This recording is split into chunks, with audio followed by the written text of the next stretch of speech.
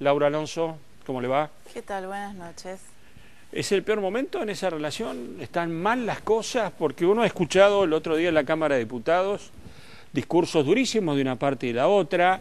Tal vez el discurso más duro lo dio el diputado Larroque, que dijo, bueno, entre otras cosas, lo vamos a charlar con Mario Negri en un instante, que el radicalismo no podía manejar una calicita, que al PRO no le interesaba a la gente, que en Santa Fe estaba el narcosocialismo, y la oposición se levantó y se fue del recinto. La oposición se levantó y se fue porque los ataques fueron para todos y hacia todos, pero en realidad fue el punto culmine de toda una tarde y un día muy complejo, donde de nuevo en cada uno de los discursos se iba incrementando ese nivel de agresión y de violencia hacia la oposición, absolutamente innecesario, porque en realidad si uno analiza el discurso de Larroque no tiene nada que ver con el voto a los 16 años. Entonces la gran pregunta es dónde estaba la argumentación a favor, ya que es una de las grandes banderas de la Cámpora. Me parece que la argumentación a favor no estaba porque la intención era dar ese discurso de fuerte crítica política a la oposición. Yo creo que no es solo Larroque, creo que esos pensamientos, esos calificativos anidan en buena parte del kirchnerismo, del cristinismo, ¿no? En algunos sí, no creo que en todos, pero Larroque en realidad lo que ha demostrado es que es un enano político o un miope político, porque en realidad para aprobar esa ley el oficialismo contaba con el apoyo de algunos diputados radicales, la mayoría del bloque y también algunos del Frente Amplio Progresista. ¿Y ustedes dieron quórum? Nosotros todos dimos quórum, hubo diputados del Frente Peronista, hubo diputados del PRO, hubo algunos diputados del bloque radical también, así que en ese sentido el oficialismo tenía número, tanto como para sesionar como para aprobar esa ley. Lo que hace un miope político como Larroque con su discurso es prender fuego todo y decir, esta ley la sacamos solo nosotros con 130 votos, ¿no? Pero usted con el mínimo. ¿Las autoridades del bloque de kirchnerismo no estaban al tanto de esto?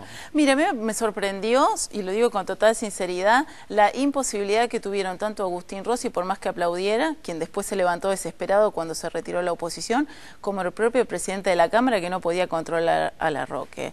Y en ese sentido creo que ahí hay situaciones de tensión dentro del propio bloque del oficialismo que tendrán que resolver entre ellos.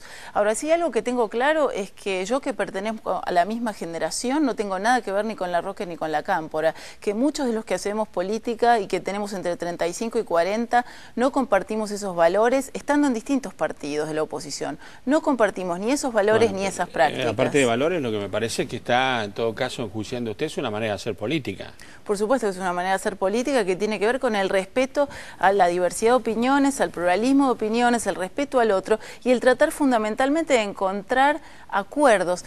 Y yo, por lo menos mis primeros 2 años en la Cámara de Diputados, tuve una experiencia muy buena con parte de la oposición, donde logramos encontrar acuerdos. Sin embargo, nos encontramos del lado del oficialismo con una juventud política que ya no es tan joven, digo, porque cuando uno pasa a los 35 empieza... Bueno, esta es una vieja discusión en política, ¿hasta dónde llega la juventud? Cuando uno pasa a los 35, a los 40, a los 33... Exacto, empieza a peinar canas, ¿no? Algunos se las pintan, no se las tiñen, pero todos empezamos a peinar canas. Pero él no dice que es de la juventud, él es el secretario general de la Cámpora. Bueno, pero me parece que... un instrumento político. Y es lamentable como instrumento político representando a la juventud. Tal vez el instrumento político en el movimiento Evita más importante del kirchnerismo. La Cámpora no. Yo separo la Cámpora del movimiento Evita, porque a mí me parece que tienen arraigos y nacimientos completamente distintos, y sé que después viene Navarro, y no son lo mismo. Y la Cámpora es un grupo de jóvenes que ha sido criado en el cautiverio del poder y que se ha financiado y se financia con los recursos públicos para construir un aparato que no moviliza a nadie, porque el otro día, cuando uno hubiese imaginado una plaza de los 2 congresos desbordada de jóvenes pidiendo el voto a los 16 y 17 años, había apenas 300 o 400 chicos en las galerías del recinto. Entonces me parece que la nota no hay enojada. No, yo lo que quiero es marcar las diferencias, y me parece que tanto en el PRO como en otros partidos de la oposición, la generación de 35 a 45 años representamos otras cosas, y en ese sentido no voy a permitir que que sea solo la juventud representada supuestamente por la Cámpora la que levanta las banderas no sé de qué. Ahora sí, nosotros tenemos en claro qué es lo que marca la Constitución, cuáles son los límites al poder que tenemos que poner y cuál es el rol que cumplimos los que tenemos representación parlamentaria. Yo cité 3 puntos. ¿Existe presión del gobierno hacia la justicia por el tema de la aplicación de la desinversión de la ley de medios? ¿O no? Sin ninguna duda que existe presión en todos aquellos temas o expedientes judiciales en los cuales el gobierno tenga algún interés específico. Y digo, hay un caso que para mí es patente de hace algunos años, el crecimiento patrimonial del matrimonio presidencial. ese expediente se cierra por el juez Ollarvide, a pesar de que los peritos contadores de la Corte Suprema de Justicia habían descubierto 25 inconsistencias en las declaraciones juradas de Néstor y de Cristina Kirchner. Y sin embargo un juez, porque había interés político de las más altas autoridades, cierra esa investigación. Entonces, cada vez que hay una investigación con un interés político claro del gobierno, o se presiona al juez, o los jueces se hacen los onzos para evitar que la investigación avance. Segundo punto, el tema de la reforma a la Constitución. Hubo un gesto por parte de 28 senadores de la oposición, bueno, el PRO no tiene senadores, que dijeron nosotros ni reforma ni reelección, un compromiso escrito. ¿En diputados va a suceder algo similar? En diputados ya estuvo el día miércoles circulando todo el día en el recinto la misma declaración que hemos firmado, el bloque del PRO la ha firmado completa. Nosotros estamos en contra de la reforma constitucional, creemos que la Constitución hay que cumplirla, hoy se cumple parcialmente en un montón de aspectos y en ese sentido no vamos a habilitar ninguna discusión que lleve una reforma constitucional y menos aún a una potencial introducción de la reelección presidencial. El tercer punto que alcanzó la abolición política es la situación en Santa Fe. El oficialismo ha sido muy duro con el socialismo. Sí. El Cuervo Larroque dijo el narcosocialismo. Bueno, eso es una barbaridad, porque además generalizar y poner ese tipo de epítetos sobre un partido que ha gobernado muchos años Santa Fe me parece que es una exageración y es una agresión, un insulto, al que todos hemos repudiado en la oposición. Ahora sí creo que es importante la cuestión del narcotráfico, pensarla, no la puede resolver un gobernador solo, y esto quiero decirlo, sin quitarle responsabilidades al socialismo que gobierna Santa Fe hace mucho tiempo.